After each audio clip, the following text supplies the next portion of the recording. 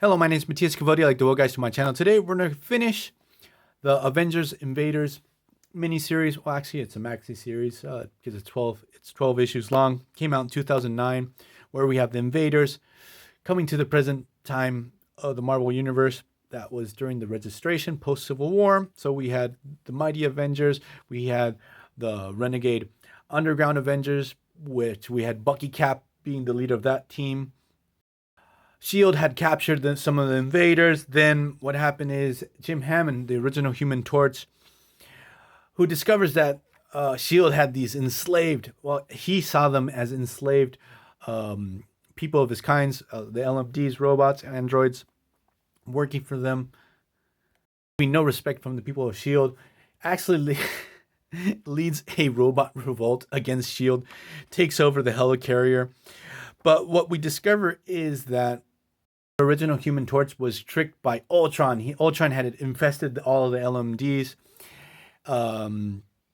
Really weird moment where they're trying to feed off his blood, Human Torch's blood, for some reason to become more powerful, something like that. It's sort of really creepy when they're like vampires sucking on original Human Torch's blood.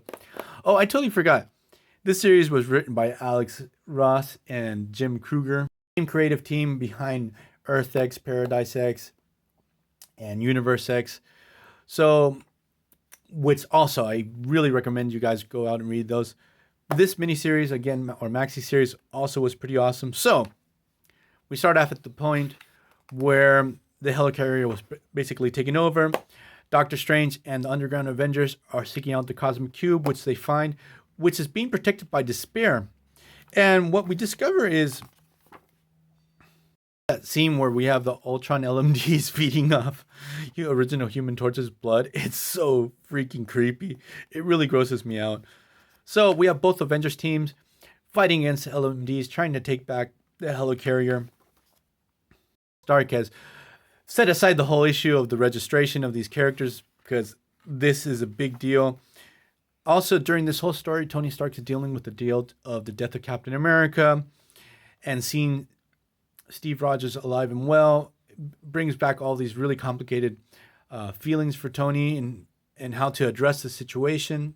We have Ultron LMD declaring that he's going to take over the world and so on and so forth. So, because somehow the Cosmic Cube brought to the present day the original invaders, and they have no idea why or how this happened. They discover Despair is taking over, being the curator of the Cosmic Cube.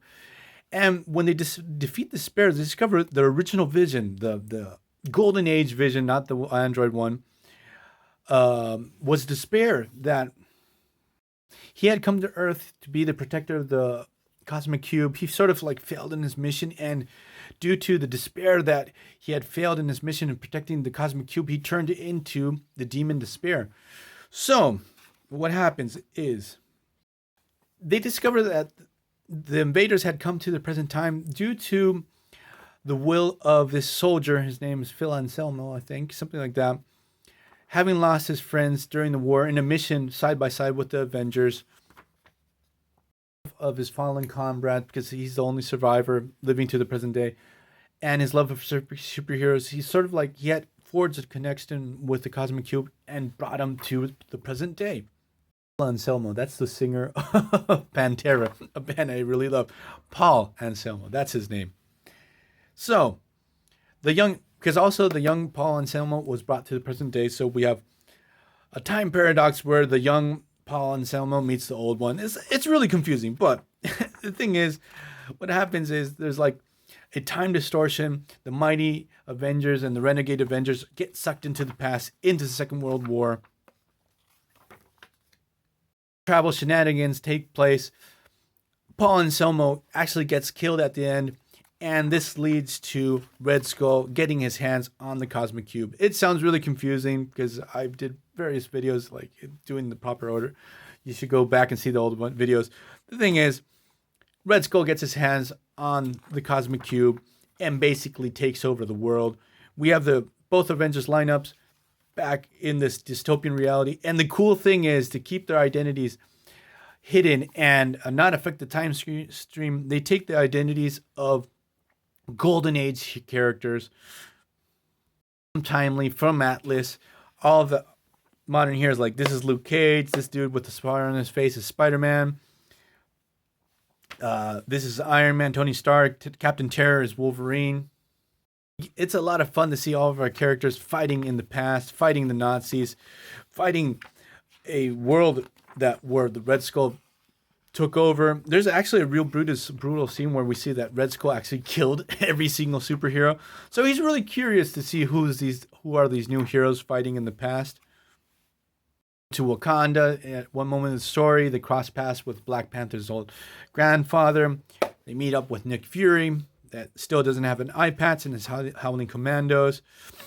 So at the end of the story, obviously the heroes are able to stop the Red Skull in a pretty awesome and epic battle. We get to see a bunch of these old World War II villains. I really do recommend you guys read this story. Also, some reason at the end of the story, they decide to bring back Toro instead of the Human Torch, because Human Torch in the present day was dead, but they bring back Toro. So that felt like a sort of like an odd decision. But this is a real fantastic read, even though it sounds pretty confusing, everything I told you guys. This series has a lot in it, but it's a fantastic read. So hope you guys like this video. See you guys next time. Bye.